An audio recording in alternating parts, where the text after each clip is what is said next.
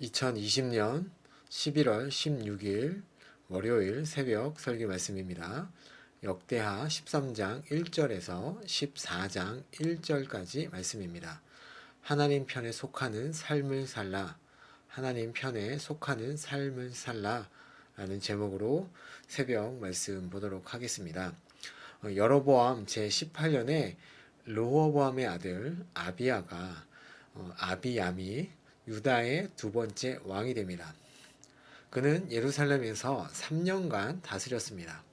어머니는 마아가라고 나오는데요. 11장 20절과 22절에서는 압살롬의 딸로 나오고 13장 2절에서는 기브아 사람 우리엘의 딸이라고 나옵니다. 종합하면 마아가는 압살롬의 딸 다말과 기브아 사람 우리엘의 딸이고요. 압살롬의 손녀입니다. 그러니까 아비야는 압살롬의 증손자가 되는 것이죠.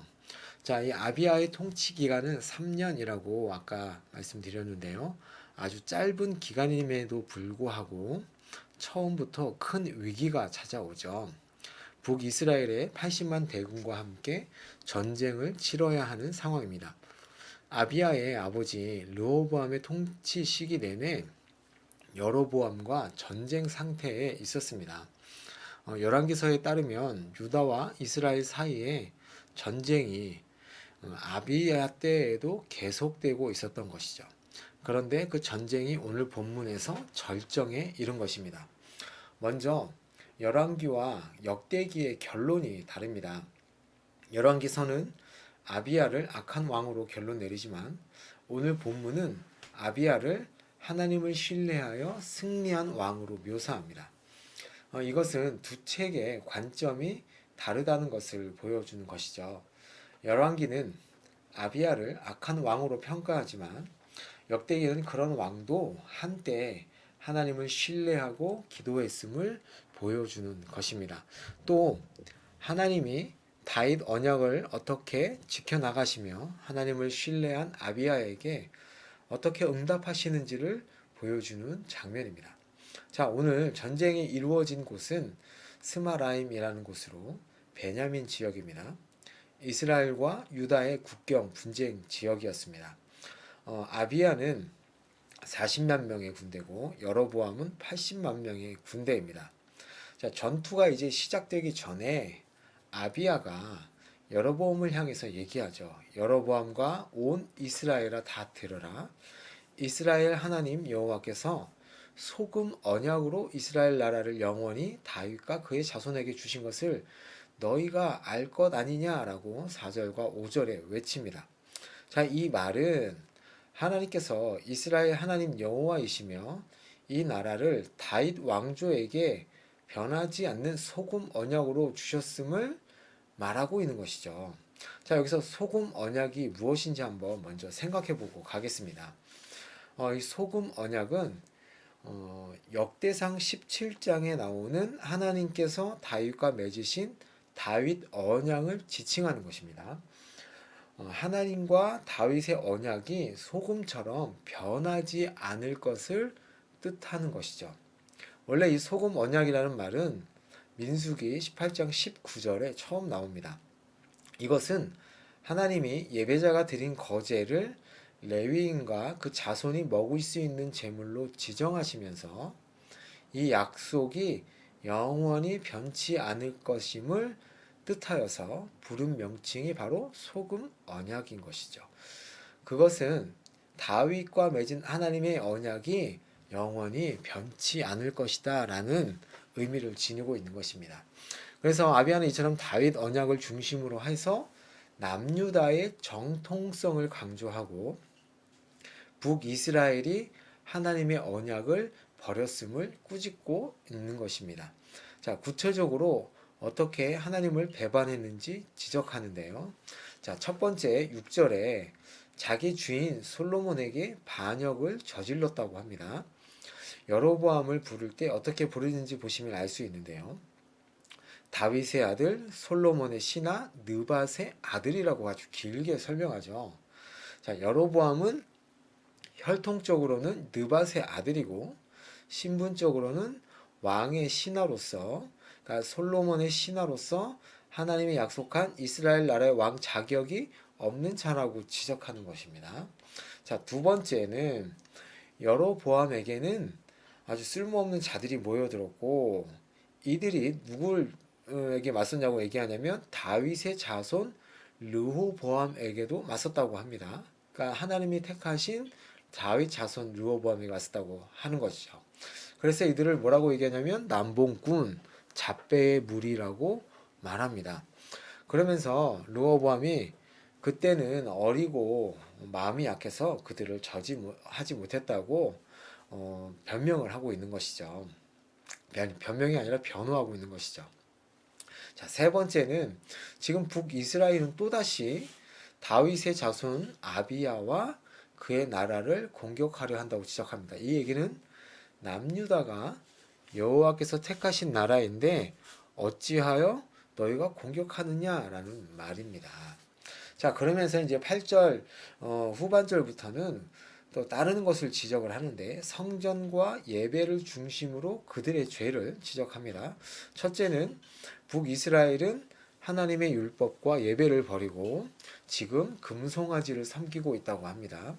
그러나 하나님께서는 다윗 언약에 따라 솔로몬이 건축한 성전에서 그의 백성 유다와 함께 하신다고 선포하고 있죠. 이스라엘이 남북으로 갈라지고 여로보암은 자기 백성이 예루살렘으로 제사하러 가는 것을 막으려고 북이스라엘의 남과 북, 그러니까 베델과 단에 두 마지 금송아지를 주어서 섬기게 했습니다. 북이스라엘은 이처럼 하나님을 버렸으나 남유다는 여호와를 하나님으로 제대로 섬기고 있다고 10절에 얘기하고 있습니다. 자, 둘째, 여로보암과 이스라엘 백성은 하나님의 규례를 어겼습니다. 제사장과 레위인을 쫓아냈고 우상 섬길 제사장을 따로 세웠고 율법을 따르지 않았다고 지적을 합니다. 북이스라엘에서는 백성 중에 원하는 사람은 누구든 제사장이 될 수 있었고요. 그들은 또 율법의 임직식을 흉내내어서 어린 수송아지 한 마리와 순양 7마리를 끌고 와서 임명을 받았습니다. 그러나 진짜 레위인과 제사장들은 바로 너희가 쫓아낸 그 제사장과 레위인들이 진짜 하나님의 규례대로 임명받은 아론의 자손들이라고 말합니다. 유다의 제사장들은 솔로몬 때와 마찬가지로 아침 저녁으로 번제를 드리고 분향하고 정결한 상에 진설병을 놓고 저녁마다 금 등잔다에 불을 켠다고 얘기합니다. 이것처럼 우리 남유다는 규례를 지키며 행하지만 너희는 하나님을 배반했다고 이제 11절에 말하고 있습니다. 그러면서 이제 마지막으로 북이스라엘의 잘못을 지적하는데요. 하나님이 유다의 선두에서 자신들과 함께 하심을 말하며 유다와 싸우는 것은 너희가 여호와와 맞서 싸우는 것이라고 선언합니다. 그러면서 너희 조상의 하나님 여호와와 싸우지 말라고 얘기하고 있는 것이죠. 이렇게 여로보암에게 아비야가 말하는데도 불구하고 전쟁이 시작됩니다. 여로보암은 유다 뒤에 복병을 두는 전략을 펼칩니다. 아비야는 뒤에 있는 복병을 발견하고 여호와께 부르짖습니다. 그리고 제사장들은 나팔을 불게 되죠. 이 나팔 소리에 백성들은 소리를 지르고 하나님께서 그들의 부르짖음을 듣고 아비야와 유다 앞에서 여로보암과 북이스라엘을 치시게 됩니다.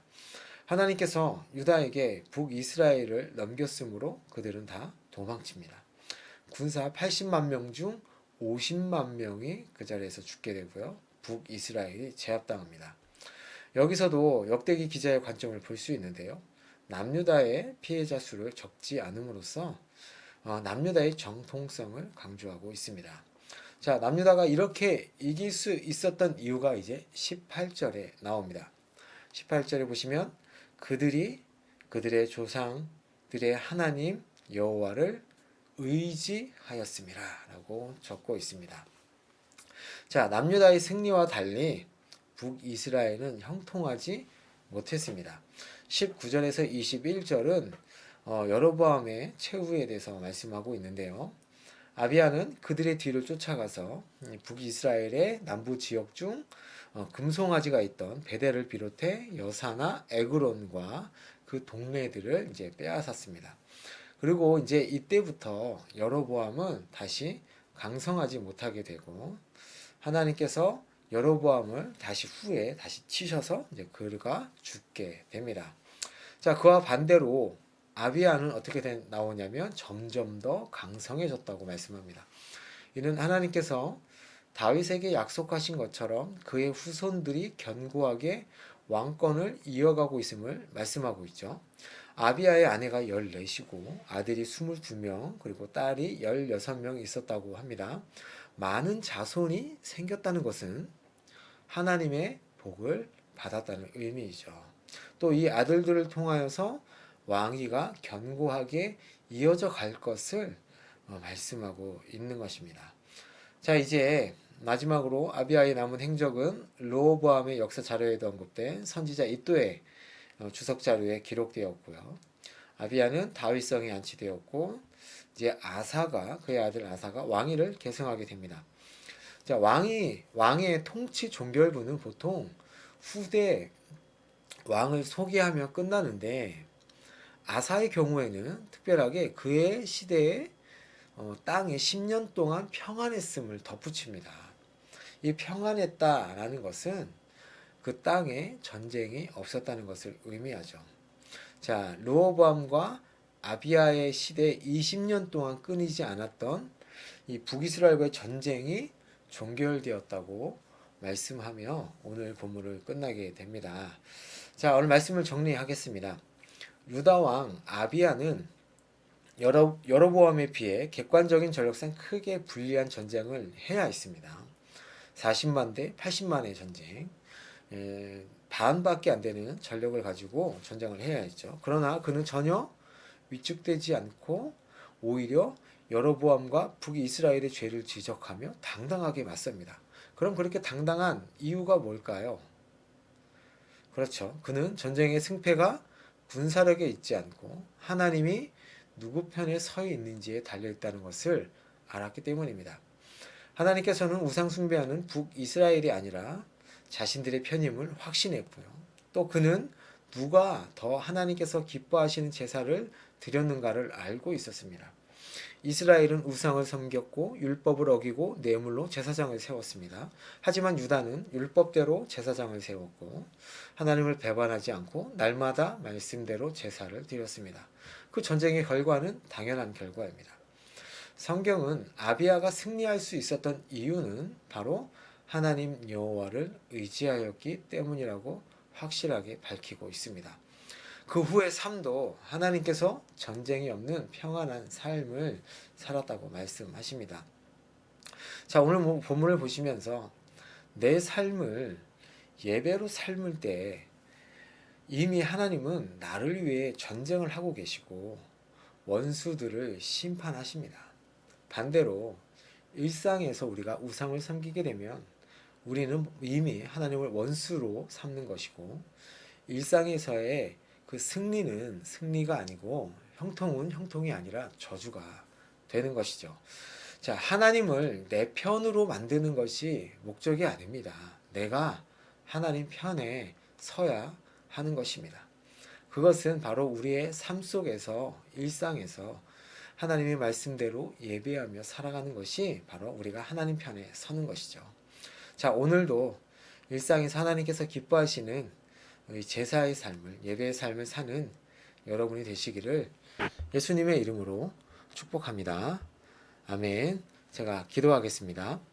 하나님 아버지, 우리의 삶 속에서 영적인 전쟁의 승패는 전쟁이 시작되기 전 전쟁터에서 결정되는 것이 아니라 이미 그 전에 우리 삶 속에서 결정되어 있음을 저희들이 말씀을 통해 알게 하시니 감사합니다. 우리의 삶 속에서 하나님을 예배함으로 하나님 편에 서는 자가 되게 하여 주옵소서. 하나님의 편에서 서서 살아감으로 하나님께서 주시는 승리를 맛보게 하시고 또한 평안한 삶을 사는 저희가 되게 하여 주옵소서. 예수님의 이름으로 기도합니다. 아멘.